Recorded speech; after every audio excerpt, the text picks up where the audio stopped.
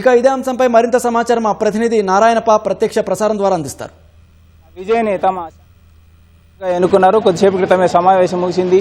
ఈ సమావేశంలో పలు అంశాలపై చర్చించినట్టు మనకు సమాచారం. కొద్దిసేపు క్రితమే కొంతమంది ఎమ్మెల్యేలు బయటకు వచ్చిన తర్వాత ఆ సమావేశంలో జరిగిన అంశాలను కూడా వివరించారు. రేపు ఉదయం రేపు గవర్నర్ కలవాలని సమావేశంలో నిర్ణయం తీసుకున్నారు. పూర్తిగా అంటే 118 స్థానాలు అవసరం ఉండగా ప్రభుత్వం ఏర్పాటు చేయడానికి 108 స్థానాల వద్దే ఆగిపోవడం, మరో 10 స్థానాలు అవసరం ఉన్న నేపథ్యంలో ఏ పార్టీ మద్దతు తీసుకోవాలా అన్న అంశంపై చర్చకు వచ్చినట్లు తెలుస్తోంది.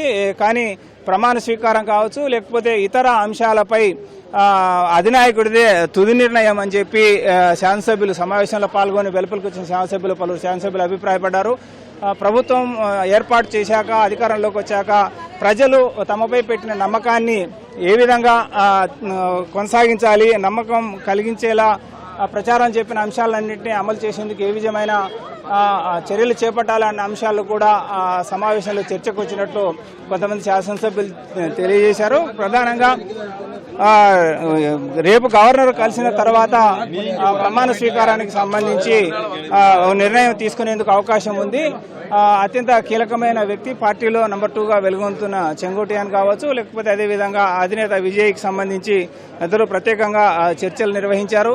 మరో 10 మంది శాసనసభ్యుల మద్దతు అవసరమున్న నేపథ్యంలో అటు డిఎంకే ఏఐడిఎంకే కూటమిలో ఉన్న బీసీకే కావచ్చు, ఇలా వివిధ పార్టీలకు సంబంధించి ఏ పార్టీ మద్దతు కూడగట్టడం ద్వారా ప్రభుత్వాన్ని ఏర్పాటు చేసేందుకు అవకాశం ఉందా అనే అంశంపై కూడా శాసనసభ పక్ష నేత ఎన్నిక తర్వాత చెంగోటియాను విజయ్ ప్రత్యేకంగా చర్చించుకున్నట్టు తెలుస్తోంది.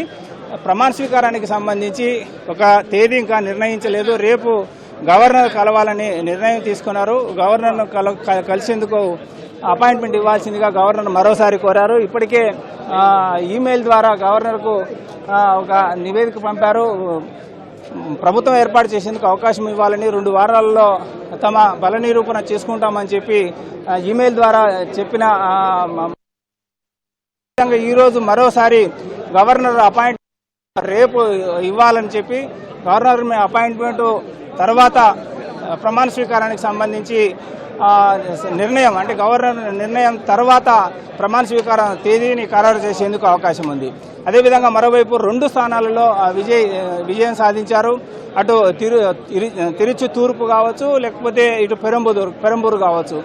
పెరంబూరులోనే కొనసాగాలని, తిరుచి తూర్పు శాసనసభ స్థానానికి రాజీనామా చేయాలని నిర్ణయం తీసుకున్నట్టు కూడా తెలుస్తోంది.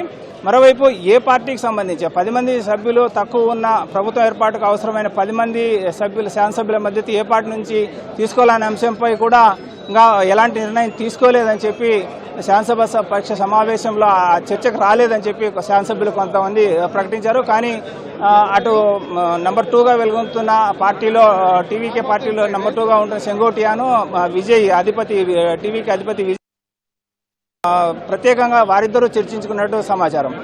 ఇక్కడున్న తాజా పరిస్థితి. కెమెరామెన్ భాస్కర్తో వి నారాయణప్ప, ఈటీవీ న్యూస్, చెన్నై నుంచి.